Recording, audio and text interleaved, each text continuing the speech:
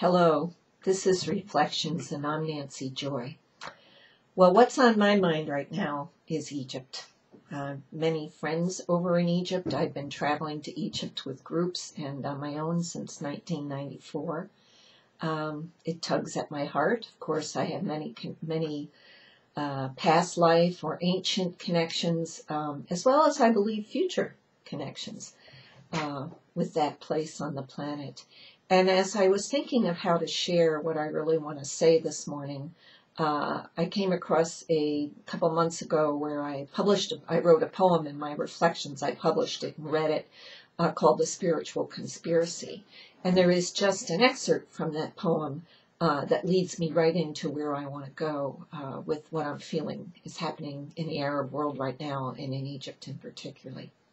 And this is how it goes. On the surface of the world right now, there is war and violence, and things seem dark.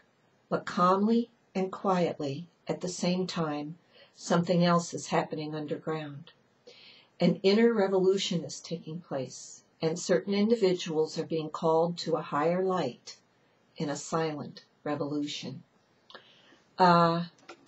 This really kind of says it all, because what's going on the outside, this uprising, this revolution, is what's going on the inside in many of us, in awakened ones. And it's an inner revolution. It's where we are standing in our truth inside, in our power, staying focused and centered on our hearts, learning to live from our hearts, while the world, and in some cases things in our lives, seem to be exploding around us.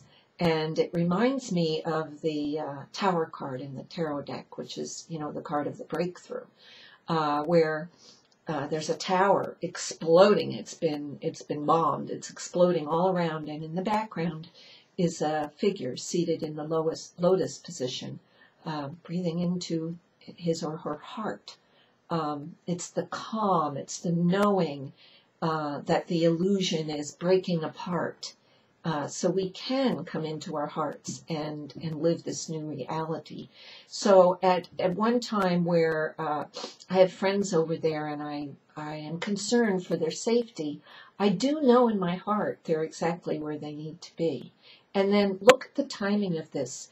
I have been planning this trip to Egypt for 11 months now, to coincide with the opening of the March 9th, ninth wave door of unity consciousness, the final wave of the Mayan calendar. And 2011, as we know and has been said at all the New Year's messages, it's a year of transformation. It's a year of going through the birth canal. It's the year of everything changing and falling apart, and then comes the rebuilding, the creating the new reality. And what this time is doing for me personally, it's teaching me more and more how to live in my heart, how to breathe in my heart. And, I'm going to share a personal part of this for me. Along with talking to my group going to Egypt today to decide what we should do, the feeling was, right now, nothing. Just hold a space of love. We may or may not on March 6th be heading over there to hold open, to activate that doorway. But one thing is for sure, wherever we are, we will be activating that doorway. We are all connected.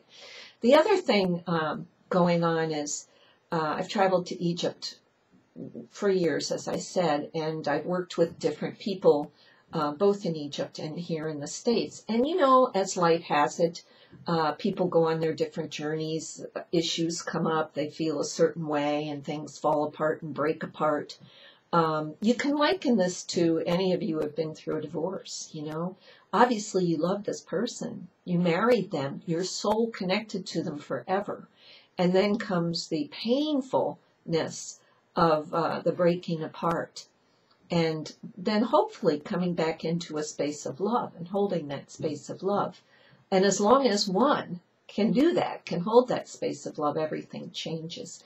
So most recently in my own life, two people that I really care about, and I've been to Egypt with them. One I've taken many trips to Egypt with.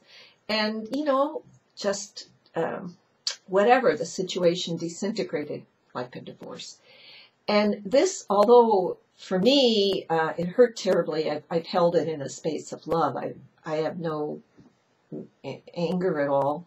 But I saw this opportunity in my life that the Egyptian people are teaching me. Here's the heart. Find the heart in this chaos and hold that space. And that's where it took me. It took me back into my own heart and feeling that space of love. And I see this all around me. Another dear friend whose spouse is transitioning on around this time. And it's so difficult, but she's learning to hold a space of love. You have to allow this to happen, just however it's going to happen. You cannot control this. To even think that your mind could have any control over any of this is to really be blocked. And it's the surrender into the heart. So the message I want to communicate, that although all the different factions in Egypt, the radical Muslims, the Christian Muslims, the conservative Muslims, the everyday Muslims, the poor, the rich, the middle, all of those people, they all really in their hearts want the same thing. They want to live in their hearts. They want to connect in their hearts. It is the true desire of all people. It is the personalities and the minds creating scenarios that separate us. So there's great opportunity in this wave that is washing across the Arab world and who knows where next. So I invite all of you to hold a space of love for these people who are experiencing this outer chaos, to find that inner heart and to hold the space where we know that they will. 10 years from now, we'll look back on this and whatever happens in 2011 as the perfect wave to take us exactly where we needed to be in unity consciousness. So I don't have a lot more to share this morning, but I truly wanted to discuss and talk about my beloved homeland, Egypt, and how it relates to all of us. So if you can put this in your heart this morning and hold a space of love for those people and certainly for yourselves, and breathe into your heart and live from your heart as much as you possibly can. Thanks. Have a great week, and I'll see you again next week.